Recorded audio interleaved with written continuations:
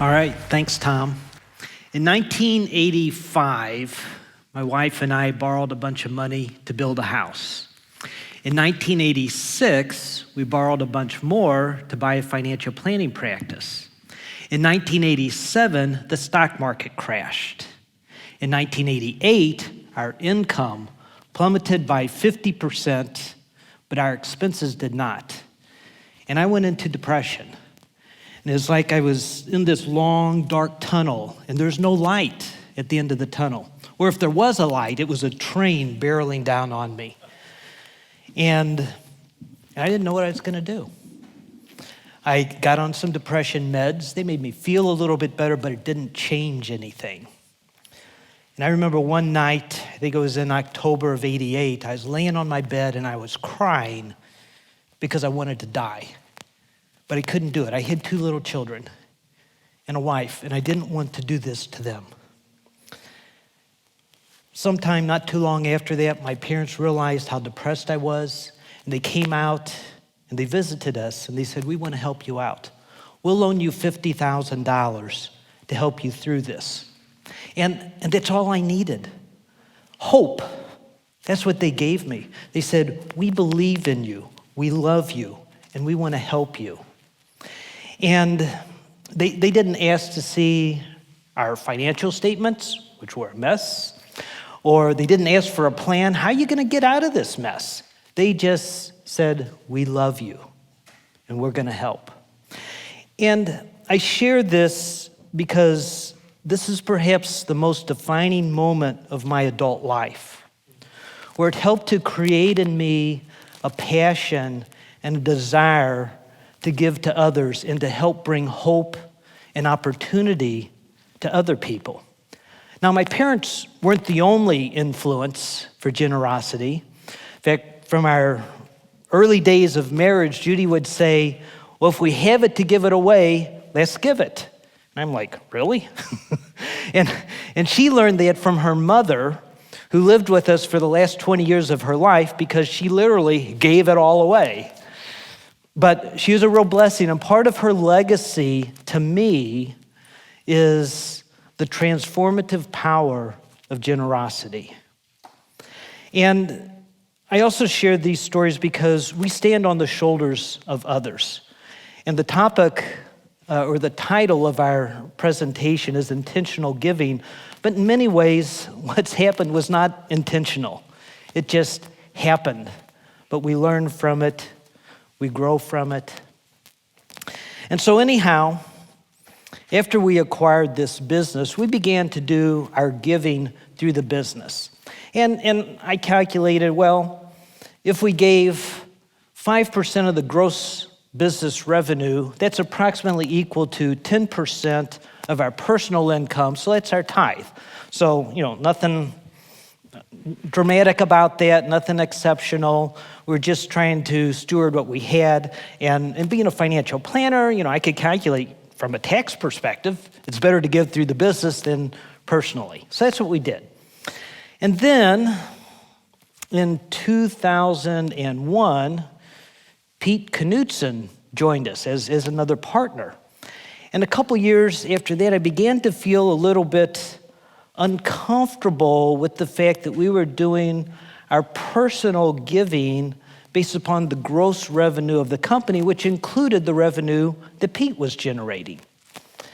And so we began to change that, and our income had gone up, and so we started to shift our personal giving back to our personal giving, our tithing to our personal giving, and began to make the corporate giving more universal to things that could be supported by all of our employees and staff. And, at the time, I don't think I even thought about, okay, we're going to give more personally, so we should reduce what we give as a business. I don't know why that never crossed my mind. We just kept it at 5%. And so that's the change that we made, and we implemented a matching program and began to give to things that were important to our employees and to our clients. And so there's kind of a shift in mindset there. Now, you may think, well, 5% isn't all that much. You hear of companies giving 10%, but the question is, 10% of what? And usually it's 10% of profits. And I'm not knocking anybody who gives 10% of profits. I think that's great. But 5% of our gross revenue is about 50% of our profits. So if we were just concerned about the bottom line, we could cut out that giving and we would double our profits. But that's not why we give. Never has been. And in fact, we're just a small firm. There's 4 financial advisors located in Lawrence, Kansas. About 80% of our clients are in Lawrence. But over the past 15 years, we have given over $1 million away. And I was a little bit hesitant to share that number with you, but I thought in this context that it would be good because I don't want to put us on a pedestal. I'm not sharing that to somehow lift ourselves up as being something spectacular. But that's a significant amount. And our annual giving budget now is large enough that we can really be strategic with what we do. And we're wrestling or grappling with that. What does it mean to be strategic? Because we now have a fair amount that we can give away each year. A lot of companies, they give just for PR, okay? Or they give out of obligation that, well, we have to give because we need to be looked at as being community-minded. And I suppose at one level, motivation doesn't make a lot of difference, but for us, it does make a difference. And it's not that we don't get any marketing benefit from our giving. We do, but that's not our primary motivation. One of our visions as a company, we have a vision statement, and it is to inspire philanthropy.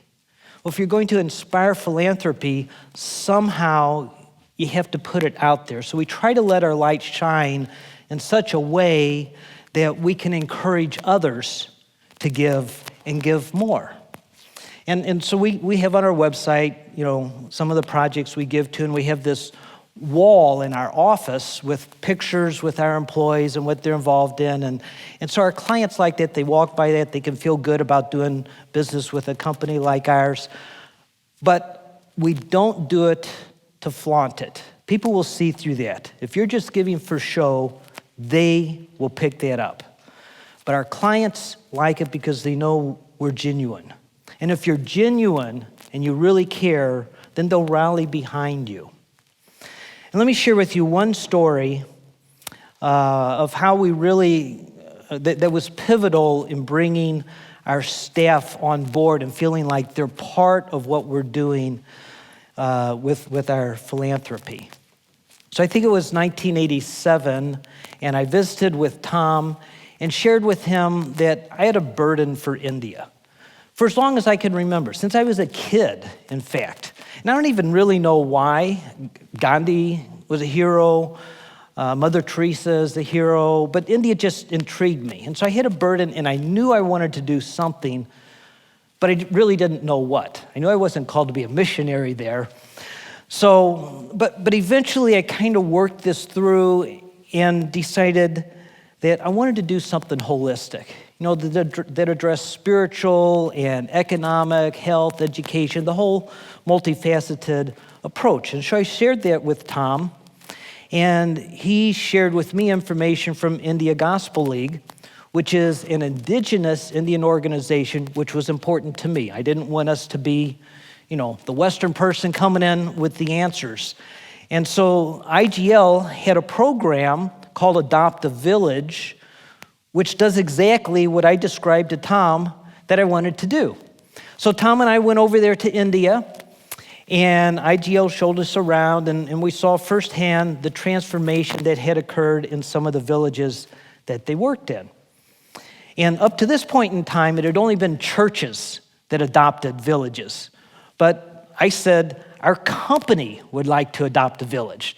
Of course, no good organization turns down money, so they said, okay, we'll let you do it.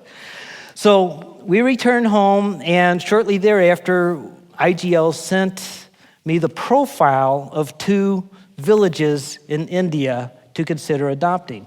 So we had a staff meeting, and I laid that out on the table, the 2 profiles, and asked them, which one do you want to adopt? And they chose Kanavai Padur. So I said, okay. And I said, and we will take every one of you to visit your village in India. Now, the Adopt a Village program was a 5-year program designed to be self-sustaining after 5 years. And so over the next 5 years, we made 2 trips to India, and we took each employee who wanted to go. For some reason, a couple didn't want to go, but everybody who wanted, we took them there to visit their village. And not only was the village transformed, but this had amazing impact upon the lives of our employees.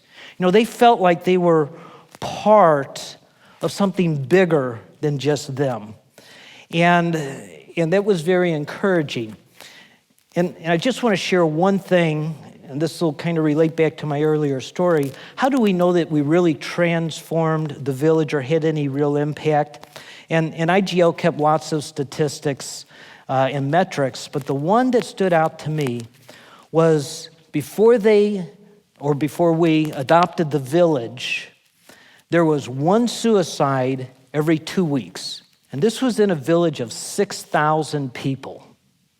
So that's a lot of despair. At the end of 5 years, there's 1 suicide in 2 years. So there was change that happened. Hope came. Now, the mission statement for McDaniel Knudsen is to help clients increase their capacity to live and to give. And how can we as a company help our clients increase their capacity to give if we're not doing that ourselves? You know, and if our vision is to inspire philanthropy, how can we do that if we're not doing that ourselves? So generosity with McDaniel Knudsen is not just something we do, it's part of who we are. And I hope, and I think I see this coming, a reformation in capitalism. That is, where businesses see themselves as part of a transforming influence upon the world. That they see what they're doing in business has greater impact, whether it's directly in the products and services that they're providing, or whether or not they are setting aside a certain portion of their income or profits to make a difference. And so that's what my vision is for business.